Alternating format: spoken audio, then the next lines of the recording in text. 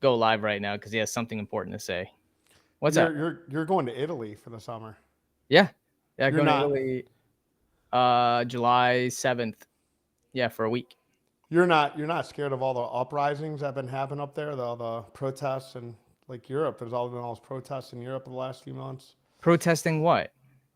The I mean, US? maybe I'm a little late to it, but no. Like, there, remember all those protests were happening, like, in the streets. Everybody was like mad about immigration, and They're you're always not scared. protesting in You're not Europe. scared. You're not No. boycotting Europe or scared to go there. No. I So mean, Rome weird. is like a very like international tourism friendly, like they need us to come there and spend money. So why would they be mean to Americans when we're coming and spending a ton of money? Wow. Because I So thought that's the reason. Like, everyone's like boycotting us, and they don't want to come to America because they're scared to come here and super dangerous, and they they're don't want to come angry. to America to spend money in America, but they want Americans to come there and spend money. Why don't they want to come to America? Why do they hate us so much? I don't know what's happening. I mean, I'm gonna leave that one there. I I mean, want to bring I want to bring obviously, Christian Watts back, dude. I commented on his post. I was like, this should have been a two-parter, dude. I love Christian's hot takes on everything. I really do. I'm not even being facetious about that. Christian was just on our show last week, and I think he was really smart when it comes to AI. Fucking no, I honestly, I another think we need another to have. story when it comes to his politics. If I'm not gonna, I think that we should not have so more. smart then. We should have like a panel. Find some really smart AI travel guys and have a panel. I like the like try to predict the future of what's going to happen. But one thing And we do and you're know, betting on water sports with those predictions. You're not like well, gonna go long on the AI company or something. one thing that I do know is that we have to make our businesses AI friendly. Just like we did 20 years ago, making our website search engine friendly. Like we have to make our websites so they can scan them and crawl them and source that information for users. And that's going to be the biggest change. And not to get us off track here, but like just going into the port for in October, like I think we're going to have a lot of programming around how to build your business and your marketing to be AI friendly. I think there's got to be some pretty heavy sessions in programming evolving around that because it's moving so fast. It's like in 2 to 3 years, we could see a whole different way people consume information. We already know that like social media is getting more prominent, but AI and social media, I feel like are And, going to be and like instead of SEO, it's going to be AIO. I feel like that we're just, instead of it sounding corny and like you're trying to tap on search terms and weld search terms into your blog post, you're just going to have like a more conversational, normal human being type blog post or storytelling that's engaging, that instead of trying to write like SEO articles or SEO blogs that like are Mhm. always so heavy on sounding marketing and corny, I think it gives an operator an opportunity to be creative and insightful in an engaging way and in an authentic and honest way, rather than being like, here are the 5 best things to do near me in Destin or whatever, those horrible listicles are. But I don't feel like it's anything like crazy, like it's going to be that difficult. You're just going to really have to understand your culture, understand your avatar, and like speak to them like a normal human being in your marketing, and then not even like a friendly tone, but probably like more like a curated one that speaks to them and speaks to you, and see how you can like sort of like synergistically serve them. Yeah, it's less transactional, more conversational. You tell Tristan he better clip me, dude, because I get no FaceTime on our clips, dude. It's really hurting my ego a What are you little bit. talking about? FaceTime? You get so much FaceTime. I'd Because say more than I'm half more of those handsome. clips. Because I'm better Oh, yeah. looking than you do, but I just can't be eye candy. I say smart things. Uh, I know all the words. I know all the best words. I'm the smartest guy. The best so guy. we now we're like, I don't know, 5 months away from the port. So we typically talk about the port like at the end of the show when most people probably drop off. But we're going to talk about the port at the beginning of the show. Just a quick pitch. So For those that have not heard, we are having a conference, our annual conference, our fifth annual. It's going to be in Destin, Florida this year. And it's going to be at the Emerald Coast or Destin Fort Walton Beach Convention Center. They changed the name. October 20th and 21st. And tickets are on sale. We already broke records for April and May for tickets and sponsorships. So we have vendor tickets, we have operator tickets, we have booth sponsorships, we have everything. So love to have you there. We expect this to be our biggest one yet, just because Northwest Florida is kind of the capital of water sports. So we're going to have a huge turnout. I think we're expecting over 300 people this year. So a big event. And we're going to talk about everything from marketing, operations. We're going to have some of our sponsors do demo rides of some of their new boats. It's going to be pretty interactive. And best of yet, it's going to be in Destin, where Kevin and I's home base. So should be fun. Did you like my ad? Your ad is funny. You're proud of that, aren't you? It was so weird. So like when when you're shooting, like when you have to like shoot stuff and you're just kind of like ad-libbing or whatever, and you've done stuff for Wave Res. I don't know how Yeah. scripted they had that out for you. I mean, it seemed like you were just kind of riffing and then they caught you like Yeah. They saying just to insightful. have me talk. Yeah. Yeah. That ad always cracks me up because you're like, because the sun's in your eyes. So you got this look on your face and you're like, and you kind of like, you're almost scowling a little bit. Like you don't really talk like that. You know what I mean? Unless you're like really in deep thought, you kind of do that. You like furrow your brow a little bit, but it's always funny. You always pop up and you're like, da, ba, da, ba, da. Yeah. So I'm like walking around a beach, like basically doing the same thing, just like trying to do this ad. There's people sitting on the picnic table behind me. There's kids playing. And I got that bag of flour in my pocket, you know what I mean? So I can do the bit. I thought it was And sand. It wasn't sand? no, yeah, it was Oh, sand. uh, Oh, are you playing Dom or? no, I thought it was white. I thought it was sand. No, and like the snort? No, dude. Oh, okay. I had white powder in a Oh my bag. God. You're And I had to do like three because I was like because like when I go down from the camera and then I come back up from the camera, I like went the wrong way and then I pop back into the frame the wrong way. And then I don't understand like why I would like feel this way after like doing a drug up my nose. But I'm like, ugh. I'm like, and I've done a drug up my nose, so I know that's not how I am. But I'm just like, I keep on coming back like a pro wrestler. So I'm just like, yeah, come to the port, yeah, brother. And it was what's really funny about that is I just hit 3,000 followers at that like on my page, and then I ran that ad. An hour later, I was at 2,999. I was like, somebody quit following me. Someone unfriended me because of that. I'm like, I get a life, dude. But yeah, man, I'm like, I was so concerned that like the cops are gonna show up because somebody's like, yeah, there's just a guy like walking around with like a bag of white powder. It's all he's just doing it in front of people. Because I'm like, and I'd do it and I'd have it all over my face. And I'd grab like beach water and like rinse it off real fast because I was like embarrassed. But yeah, that's not an actual ad. I just wanted to do that for my friends and for fun. You know what I mean? well, they're going to use the ad in our marketing, just not the ending piece.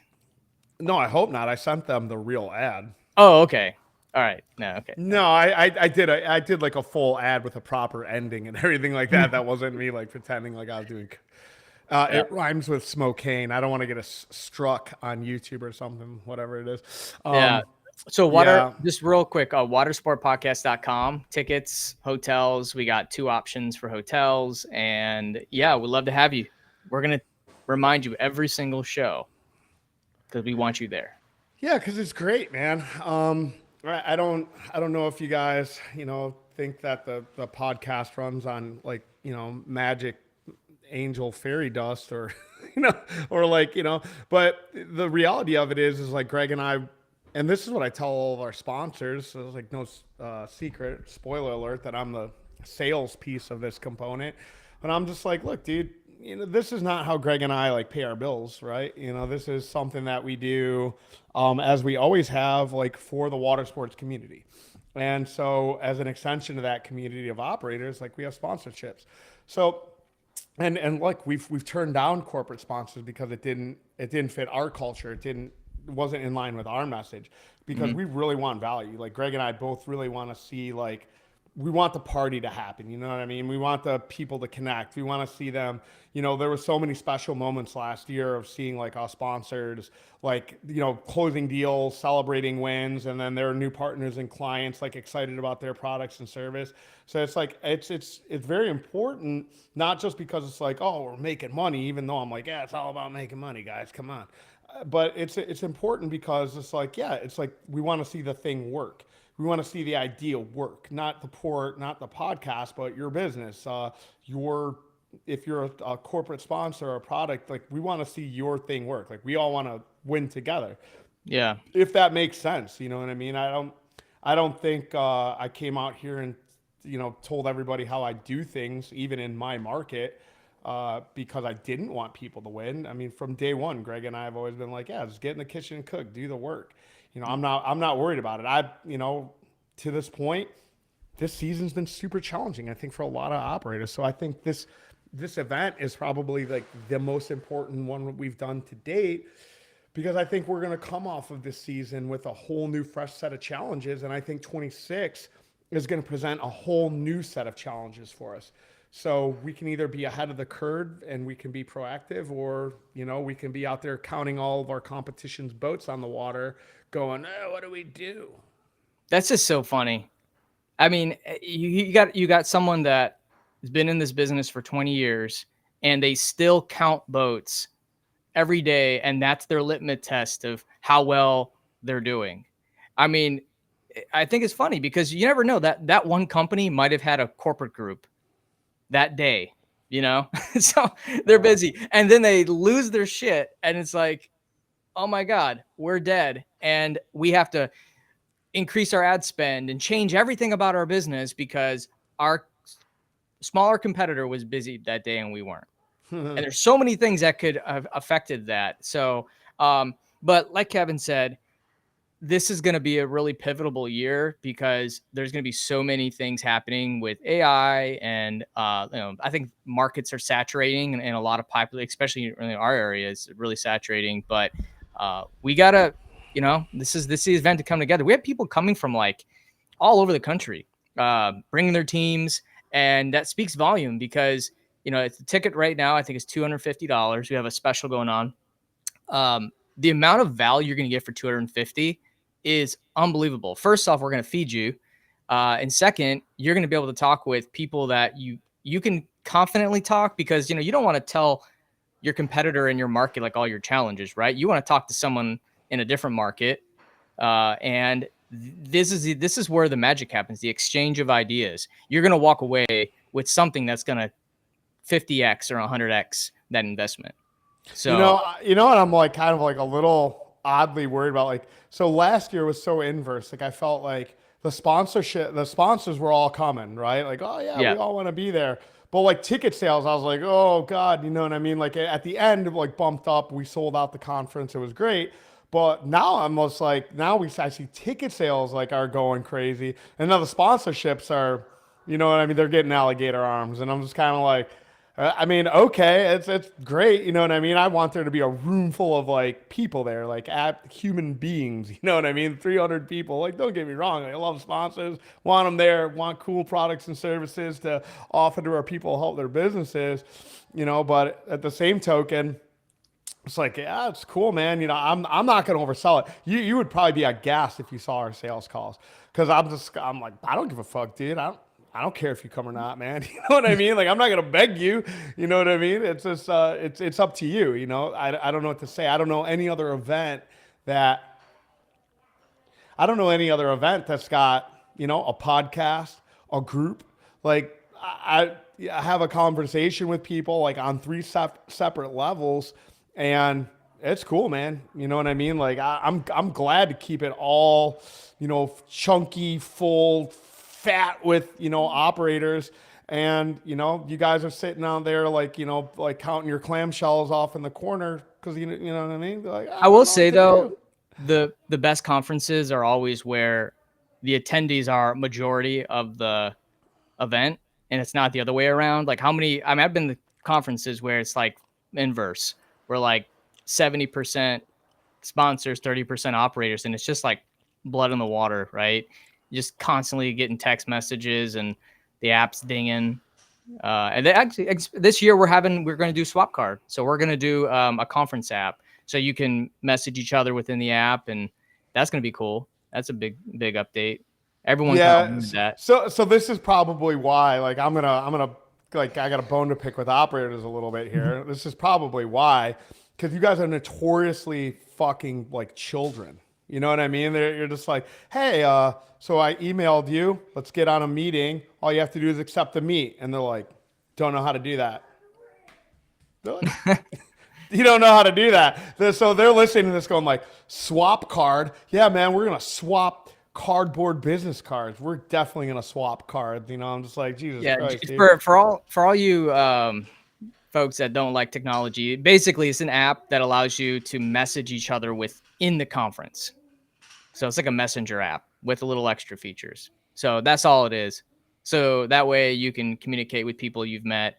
And we're going to do name badges this year. We're going to bring that back. You're such a fucking dork, dude. I know. We're getting name badges. That's gonna do it. You know what I mean? That's gonna get them. What name badges? Now. Name Oh my badges. God, Well, are no, they stick well, on or a lanyard? I mean, what are we last getting year here? we had just the wristbands, and everyone's like, "Hey, we can't really talk to each other." So, anyways, what are we gonna talk about today? I assume we're the port. I was ready to just riff and make fun of operators for the next 20 minutes, dude. Because you guys drive me crazy. You do. It does. It's so annoying. Like, I have to deal with you guys like all the time with Take My Boat Test. Like, all the time. Like, hey, let's get on a call. And then it's like, like my grandma gets on the call. You know what I mean? They're like on mobile. They're like, hello, yes, I'm here. And I'm just like, dude, like, you know, be an adult, man. Get a computer, like, sit at a desk, hit the yes. Have a calendar, be an adult, run a business, dude. What's wrong with you? 90% of your business gets sold online. And you're fucking like, you know what I mean? You don't know how to respond to an email or show up to a meeting. It's the most frustrating thing on the planet. And listen, I'm going to get on my soapbox here because I'm not the only one who says this.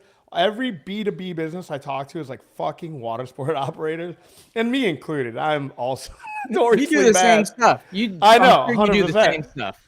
100%. Yeah. No, I do show up to meetings though, dude, and like on camera, you know, and I know at least how to do that. But it's absolutely insane, and everybody bitches about it. If you guys don't get it, everyone complains about it. Real quick, so this show will air, I think, in a couple days. So, but we just had Memorial Day weekend. What was your thinking compared to previous years?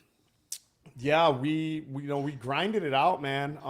You know, we did just a hair better than last year on that Saturday. Sunday was a hair better. Monday was definitely better. It gives me hope moving forward, but we really had to grind down in the numbers, man. Like, we are very much so like, all right, where are things trending? And I'm honestly not giving that away. I'm not giving that away to my market right now. We'll talk about it at the end of the year. I'm going to play that a little close to the chest. Because it's very specific to my market, very specific to my business. But I'm telling you, like, right now, I am drilling down into our numbers, and that's all I can say. If my advice to you would be is look at everything against last year, see what's trending in which direction, and triple down on it, man. You know what I mean? I think the pennies and the dollars are really, really going to matter this year. I think, like, the hope and expectation is to try to grow revenue while also shrinking costs, and obviously that should always be your goal. But I think it's going to be more important now than ever for everyone moving into next year, because I don't see things like getting any better. No, not anytime. I saw some interesting things. One, a lot of operators are still romanticizing about their 2021, 2022 prices. And, you know, these 400, 500 half day prices. Yeah, some people did get them. However, most operators were last minute just dropping prices pretty aggressively. What about parasail? What's parasail and like snorkel and head boats, at least in this market, doing?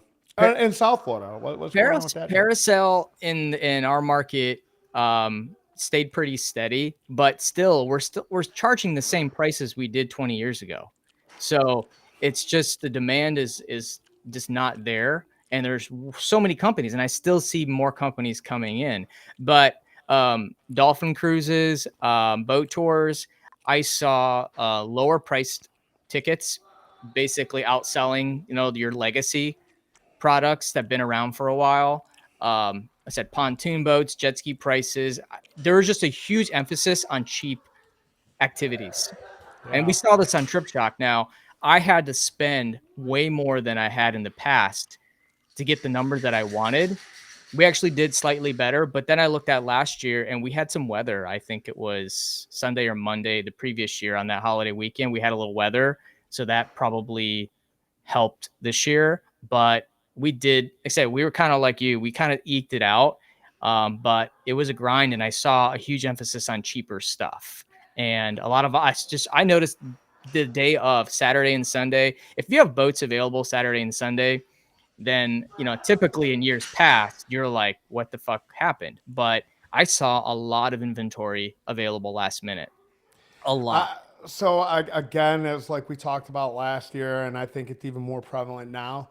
So like core inflation's down, energy prices are down. April saw its lowest inflation numbers since 2021, but that's core, right? That's like the Yeah. essentials. So all of our discretionary spending, all of the fun stuff, go look at any product you want to buy on Amazon. It is through the fucking roof, man. Yep. And every single dollar that people can spend on all of these other things, all of these other fun niceties, deals, like whatever it is, it's through the roof. You want to go buy your kid a new bicycle for the summer? Bang, it's going to be another 20, 30%. And I think that's going to be reflective in the marketplace. And I think there's more pain like that to come because we're drilling down, at least in this country, on trying to get like a more balanced, even though we're still spending out of control. That's what I see. So Hmm. where what I've seen just at Destiny, I see some of the like more inexpensive offerings do better than they did last year. So I think that just signals still more like a more value based shopper, Yeah, and I price will say that conscious. we have one product on our site that always does twice as many bookings than all the rest. And for the first time in probably 10 years, other products were exceeding it, and it was all price based.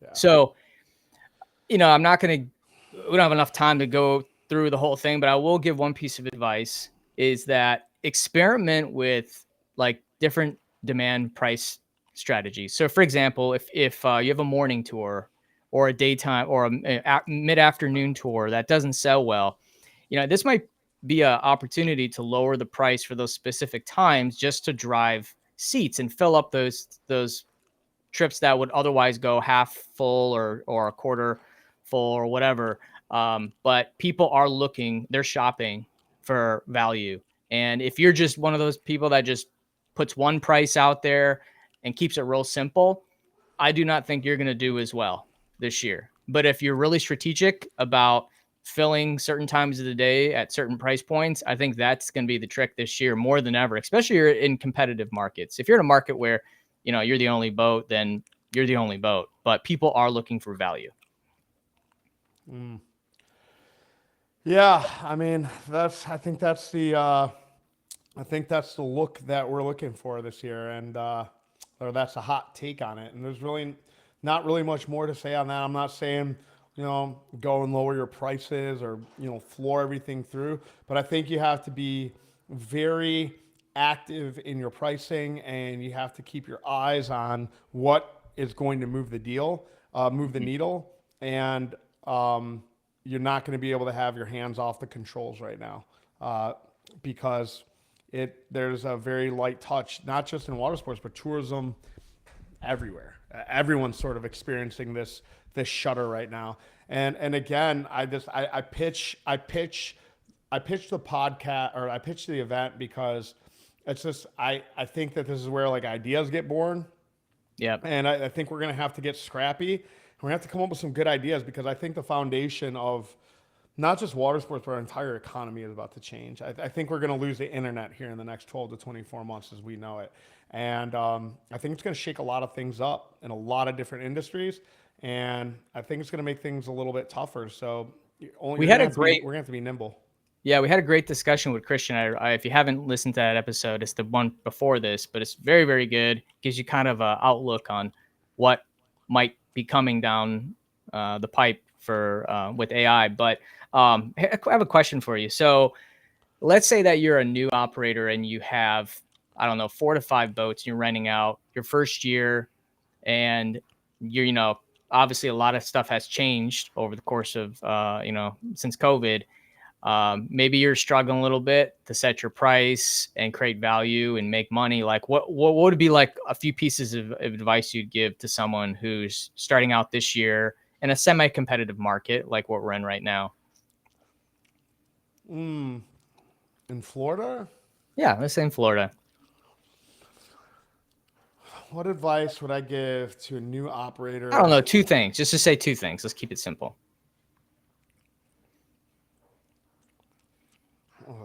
Asked me this in August, dude. You know, it's just such a challenging question, man, because I feel like I'm a new operator. Like I feel like everything is brand new. I would say like as much as you want to, drill down on marketing, obviously always sales and marketing together. I just kind of couple that in one. I very much so highlight your record keeping and keeping super detailed records of everything that's happening from weather events to down equipment.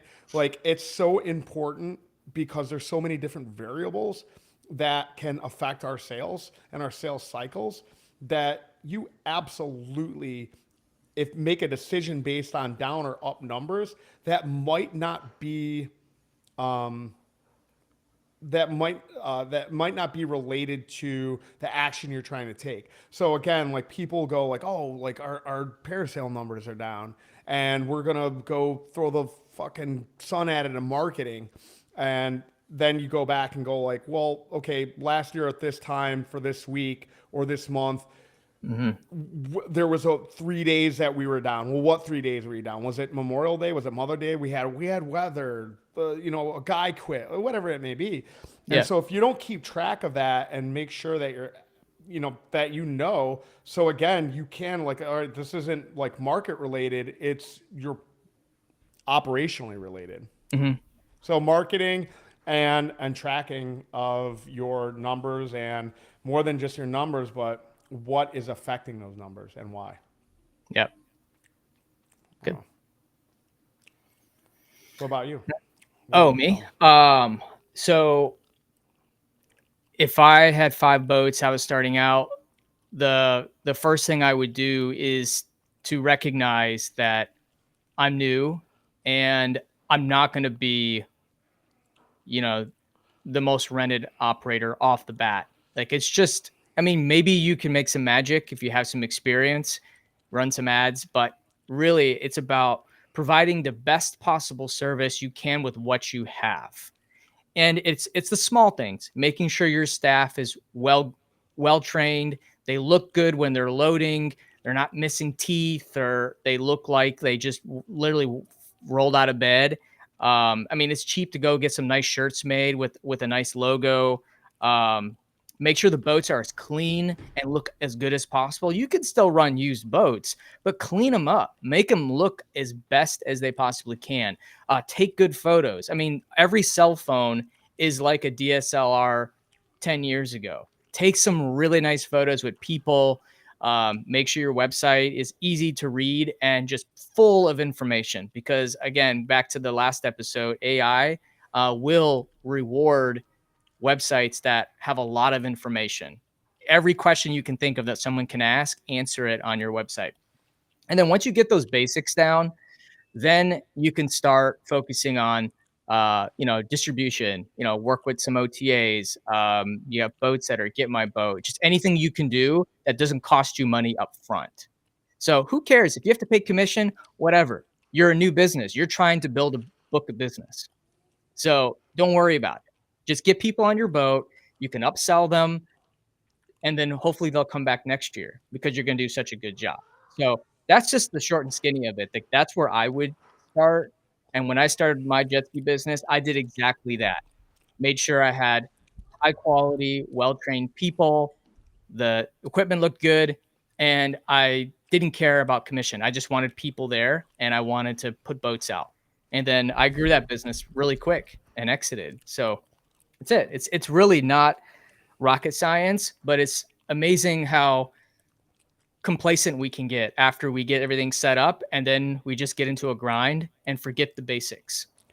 Dude, I've seen a handful of operators just here locally, um, you know, leave.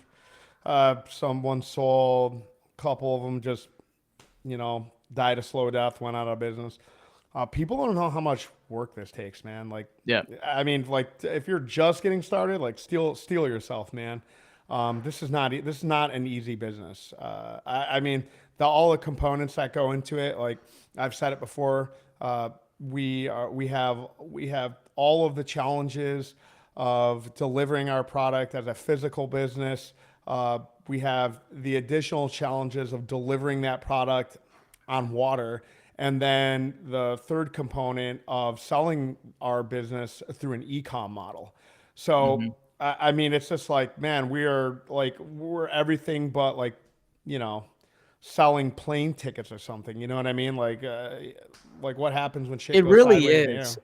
It really is a tough business, from Oh, knowing the administrative side, insurance, and operations, FWC, making sure your customers are trained properly, handling crisis situations. If your boat tips over or someone gets hurt or dies, and then the marketing, and then you add the marketing on it, and the marketing is hard enough. And when you're a small company, you can't go and spend 20,000 a month on an agency. Like, you're having to figure this stuff out.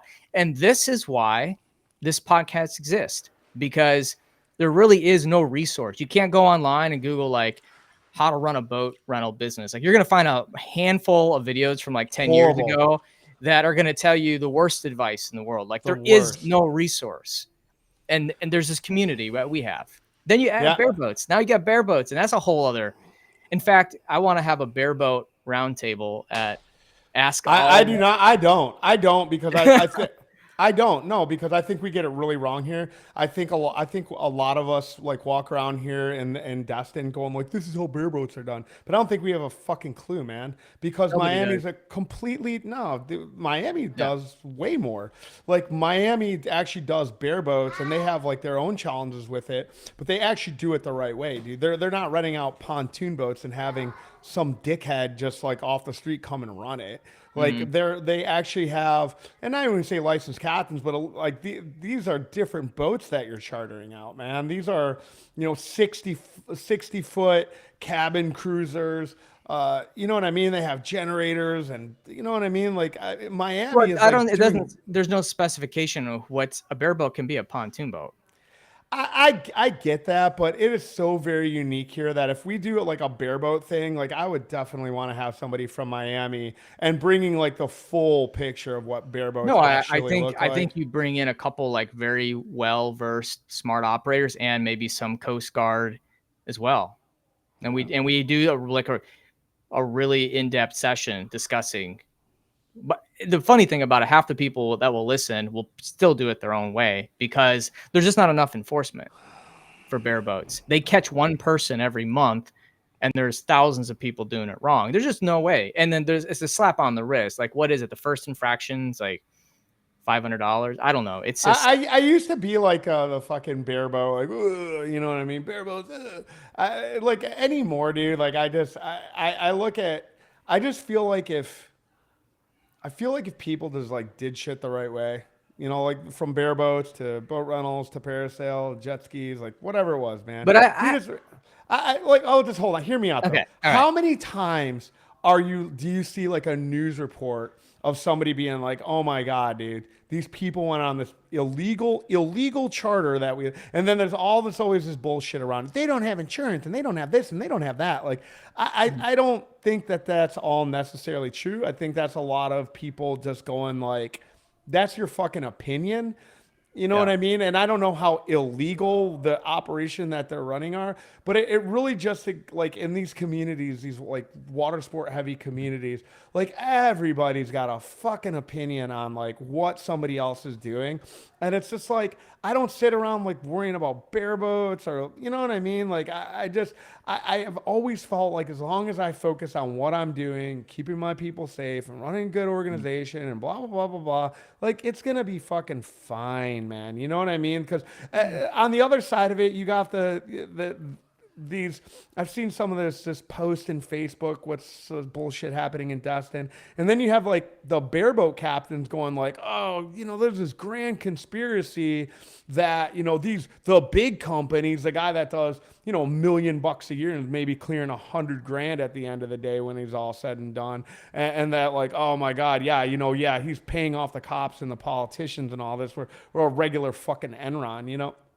And it just it's just like, dude, mind your own business, man. Like, yeah, you know, I need the county commissioner and regulations and the state of Florida and the government and my fucking business. Like, I need a second asshole in my forehead. You know, it's just like. And I get that, and everybody's not me, and everybody does things, and they're bad guys, and they're evil doers, and all this horse shit. But I just feel like social media and all of the everyone's comments and opinions and on the record, it's just like it blows everything fucking out of proportion. I could understand if boats were sinking, getting caught on fire, people were overloading, and there was like a true safety concern. And I definitely agree that that is happening in some small, you know, some small bit of Yeah, cases. and here's another thing too. No one can build a big business by doing things illegal.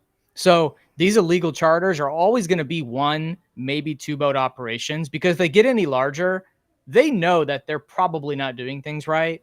So okay, so they make a little bit of money, and also they risk, you know, their reputation and getting arrested. But I mean, the problem, illegal charge is one thing. It's the bareboat interpretation. It's the FWC law interpretation. It's all really fuzzy.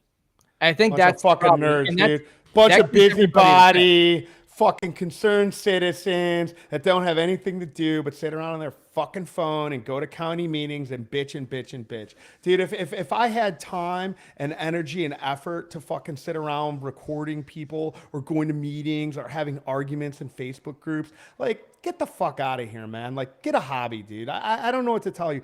I dealt with that shit when I first started Destiny Water Adventures, dude, and it sent me off the edge. I got ABC News and people out there at their cameras, and I wasn't doing fuck all illegal, dude. I was on a drug consortium. I had no more than 6. I'm a licensed captain, fucking doing what I was doing to try and keep people safe. At the end of the day, right, like, we have far more BUIs. We have far more fucking accidents in the livery and rental space, no matter how often you do things right, because people and boats and drinking are fucking synonymous. So it's like, you know, you got a guy go out there and do a bareboat charter, and maybe he's not doing things the right way. He's totally fucking illegal, but it damn sure beats the kid that goes out there, is 23 years old, who comes out with a bottle of liquor in his backpack that got past the livery. We did everything we were supposed to do, and he gets bombed out there and fucking jumps in the water in 2 feet and breaks his fucking neck. So I could take any angle on this and be like, you know what, man, this is all fucking challenging. But our industry, where we're doing things the right way, has far more incidents than some guy in a pontoon boat fucking who doesn't have insurance.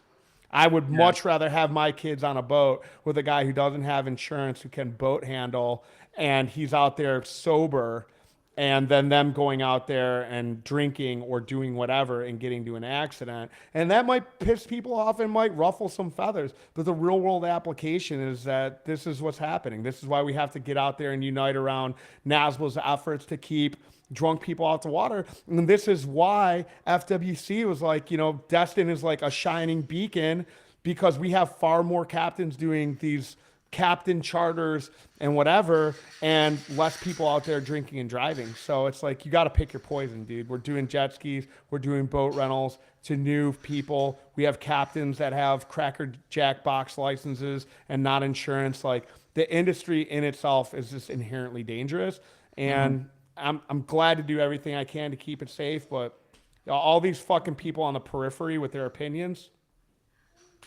go kick rocks, man. Well, in my opinion, they fucking. All right. On that note, yeah. Well, it was a lively conversation.